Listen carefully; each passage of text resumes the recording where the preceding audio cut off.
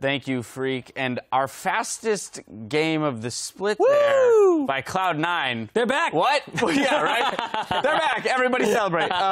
So, I mean, great to see. It is great to see. And you know, in that interview with Hai there, it does seem like Hai has the right mindset in looking at it, not going like, oh, yeah, we're great now. Cautiously optimistic. Exactly. We're still looking at 7th place. That is their goal. Let's avoid the relegation zone, you know, and then worry about the gauntlet if they do make it in. But breaking down this game and their first victory with Hai, I want to look at team comps first. Yeah, definitely I want to look at the compositions against each other, because Dignitas has Diana, Lee Sin, Jarvan, Sivir. This is a composition that wants to run at you and just cream like all over your team. It's just like, boom, you guys are dead, you're dead, you're dead, you're dead. And then at that point, when C9 gets all these shields and they get slightly ahead of you, they take the wind out of your sails. And they make it so that, I know. I'm sorry. Go ahead. I'm 12 years old. Thank you. Continue. I agree with your point. team comp analysis. So yes.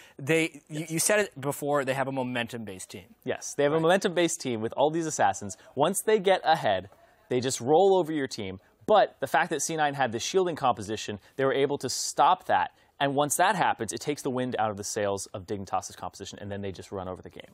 Yeah. Is that better? I mentioned, great. I mentioned also the shields, once you do get ahead, especially of a team that is very assassination-based, it's just going to destroy you. Like, double shielding comps, especially with tanks or even high damage dealers, are ridiculous. And there was a mid-game team fight. I call it the mid-game because it was 21 minutes. We have a replay, 21 minutes in. Jad, I'm going to let you take it away. It does exemplify your point perfectly.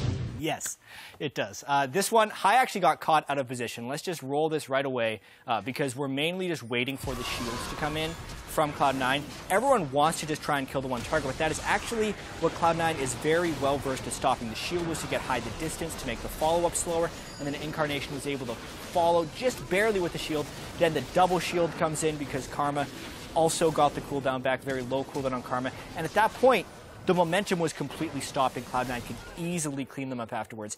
We actually saw a trend a while ago, back when Orianna was a big deal, and we had like the Kha'Zix, Maokai, Braum type teams, where you get the shielding tanky team compositions, whether it would be a Maokai or a Rengar. It's very, very difficult to kill things when you get ahead on a double shield team. And we saw a very good example of that in this game. And Dignitas kept trying to get the momentum back, which is one of the big reasons it ended at 24 minutes. And you saw a lot of resources expended by both teams there. I mean, the heal from Sneaky had to come through, as well as Hai, luckily having the charges to heal himself and just barely live. So we saw how, 100 more damage coming out of Dignitas there would have been successful in killing Hai at some point. But ultimately, if they can keep that first target up, the turn comes through. The chase from Karma, really significant there in picking up the kills later. Yeah, because once you have all those resistances on one person and all the shields on one person, because if that's the thing, they just stack on one person.